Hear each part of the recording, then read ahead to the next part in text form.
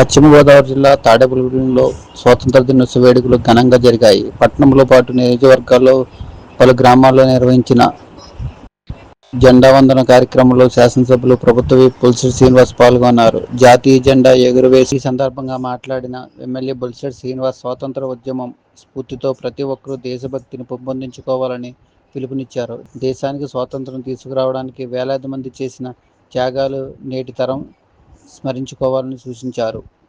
ఝాన్సీ లక్ష్మీబాయి, ఛత్రపతి శివాజీ, సుభాష్ చంద్రబోస్, అల్లూరి సీతారామరాజు వంటి మహనీయుల చరిత్ర యువత తెలుసుకోవాలని అవసరం ఉందని, మార్కులు ర్యాంకులతో పాటు దేశం కోసం ఆలోచించేలా విద్యార్థుల్లో జాతీయ భావాలను పెంపొందించాలని కోరారు. మతాలకు అతీతంగా ముందుగా మనమంతా భారతీయులమనే భావంతో దేశం ఐక్యతకు ప్రాధాన్యత ఇవ్వాలని ఎమ్మెల్యే సూచించారు. ప్రధాని నరేంద్ర మోడీ నాయకత్వంలో బలమైన దేశంగా ఎదుగుతుందని, 2047 నాటికి భారత్ను స్వర్ణయుగంలోకి తీసుకెళ్లేందుకు ప్రతి ఒక్కరూ తమ బాధ్యత నిర్వహించాలని పిలుపునిచ్చారు. ఇదిలా ఉండగా తాడేపల్లిగూడెం పట్టణంలో అభివృద్ధిలో మున్సిపల్ అధికారులు, సిబ్బంది పాత్ర కీలకమని ఎమ్మెల్యే పేర్కొన్నారు. ఉత్తమ ప్రతిభ కనబరిచిన సిబ్బందికి గుర్తించి అవార్డులు సత్కరించాలని, విధుల్లో నిర్లక్ష్యం వహించే వారిపై చర్యలు తీసుకోవాలని సూచించారు. పనితీరును బట్టి ప్రోత్సాహకాలు అందిస్తే సిబ్బందిలో మరింత ఉత్సాహం పెరుగుతుందని పేర్కొన్న ఎమ్మెల్యే బొలిశెట్టి శ్రీనివాస్, ఉత్తమ ప్రతిభ కనబరిచిన మున్సిపల్ సిబ్బంది తన తరపు 10,000 రూపాయల నగదు బహుమతి అందిస్తానని ప్రకటించారు. నగదు బహుమతి కంటే తమ కృషి లభించే గుర్తింపే ముఖ్యమని, మనమంతా అంకిత భావంతో పనిచేస్తే తాడేపల్లిగూడెం పట్టణాభివృద్ధి కృషి చేయాలని బొలిశెట్టి శ్రీనివాస్ కోరారు.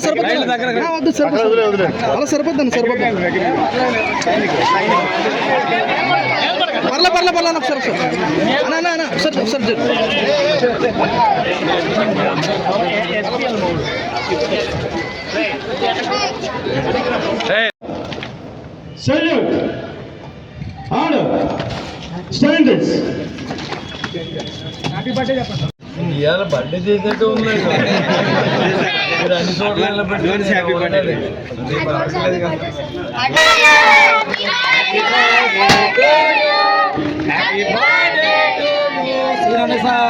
Happy birthday to you.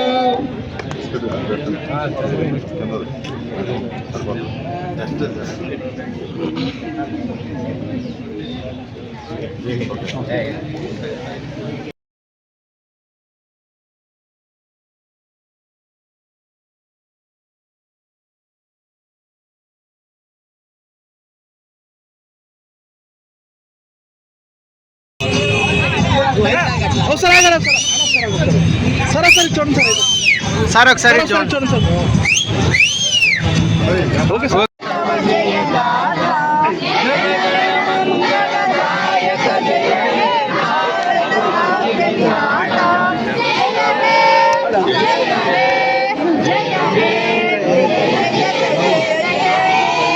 జై హింద్.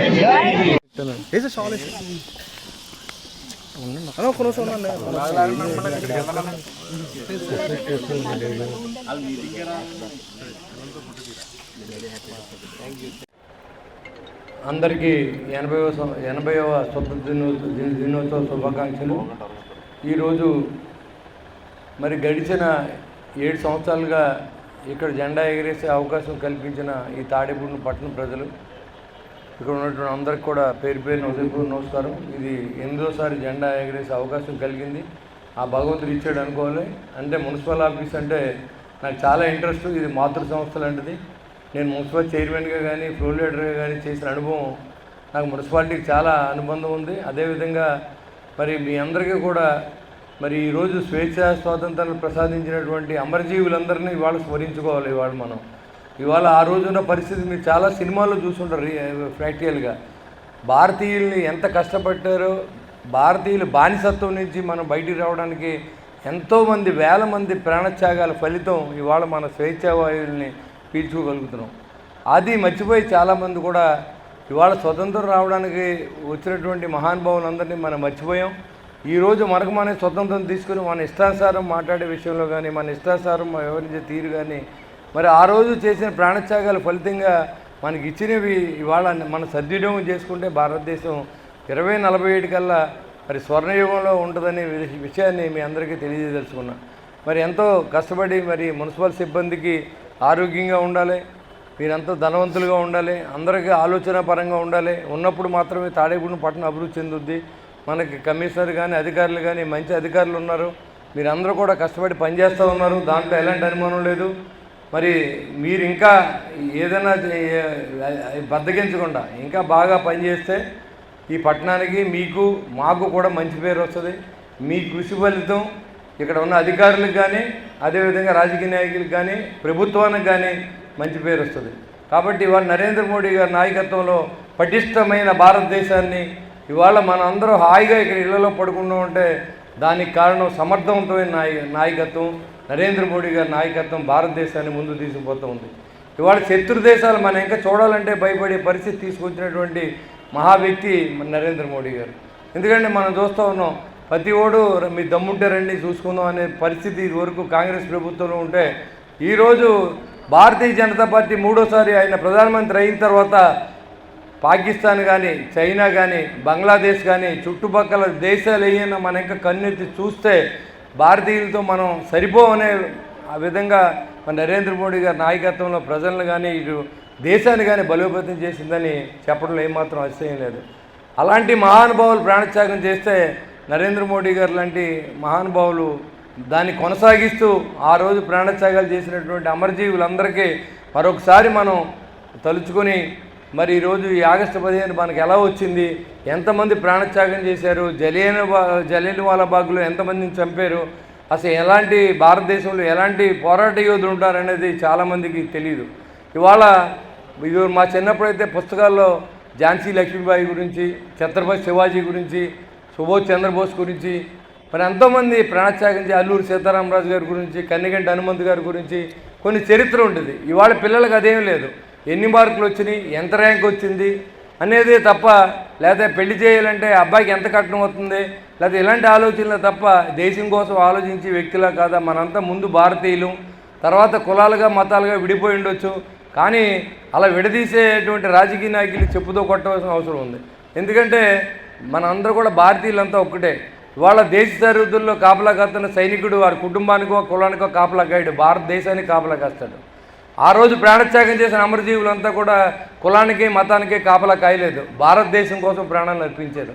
అలాంటి వ్యక్తిత్వాన్ని మనం అలవర్చుకుని ముందు మనందరూ భారతీయులని మనం గుర్తుంచుకోవాలి. ఆ తర్వాత మన కులం మతం ఏదంటే మనసులో పెట్టుకోండి, కానీ బయట మాట్లాడవలసిన అవసరం ఏం లేదు. మరి మనం అందరూ భారతీయులుగా భారతదేశం పటిష్టడిగా ఉండడానికి మాత్రమే మనం పనిచేయాలి తప్ప మరి దీన్ని విడగొట్టే విధంగా చేసే కార్యక్రమాన్ని ఆ రోజు బ్రిటిష్ వారు వచ్చి మరి భారతదేశంలో కొన్ని దరిద్రాలు వదిలివెళ్ళారు, అవి చాలామంది ఫాలో అవుతూ ఉన్నారు. మన భారతీయులు మన హిందూ దేశంలో పుట్టాం, అది ముందు మన దేశాన్ని మన దేశ సంస్కృతిని గౌరవించండి, ఆ తర్వాత అందరినీ గౌరవించండి, తప్పులేదు. కానీ ఇవన్నీ కూడా మనం ఇలాంటప్పుడు మనం మాట్లాడుకోవాల్సిన అవసరం ఉంది. మరి చాలామంది మున్సిపల్ కమిషనర్ గారు చెప్పారు, చాలామంది చాలా కష్టపడుతున్నారు సార్, వాళ్ళందరికీ మనం అవార్డులు ఇద్దాం అని. తప్పకుండా ఎవరైతే కష్టపడతారో వాళ్ళు గుర్తించాలి, ఎవరైతే బాగా పనిచేయట్లేదో వాళ్ళని విమర్శించాలి, వాళ్ళకి పనిష్మెంట్ కూడా ఇవ్వాలి. ఈ రెండు ఉన్నప్పుడే పనిచేయాలని ఉత్సాహం పనిచేసే వాళ్ళు పెరుగుద్ది, పనిచేయని వాళ్ళు కూడా మన గమనిందాన్ని పనిచేస్తారు. అంతేగాని పని చేసిన వాడిని చేయని వాడిని ఒకే చోట నిలబెట్టడం కరెక్ట్ కాదు. కాబట్టి ఇది ఇవాళ ఏదైతే ఈ అవార్డు ప్రదానానికి అందుకున్నటువంటి అర్హులకి ఇవాళ అవార్డు సర్టిఫికెట్లు ఇస్తూ ఉన్నారో తప్పకుండా వాళ్ళందరూ కూడా ఇవ్వాలి. అందులో మొట్టమొదటి వచ్చిన వాళ్ళు క్యాష్ రివార్డు 10,000 రూపాయలు నేను 10 సంవత్సరం ఇస్తాను, ఈ సంవత్సరం కూడా నేను ఇస్తాను. ఎందుకంటే ఈ 10,000తో మీరు బిల్డింగ్లు కట్టుకుంటారని కాదు, క్యాష్ రివార్డ్ అనేది చాలా గొప్ప విషయం. గవర్నమెంట్తో తరపున నేను ఇస్తానని అనుకుని మరి మీకు కూడా ఒక మెమరబుల్గా ఉంటుంది.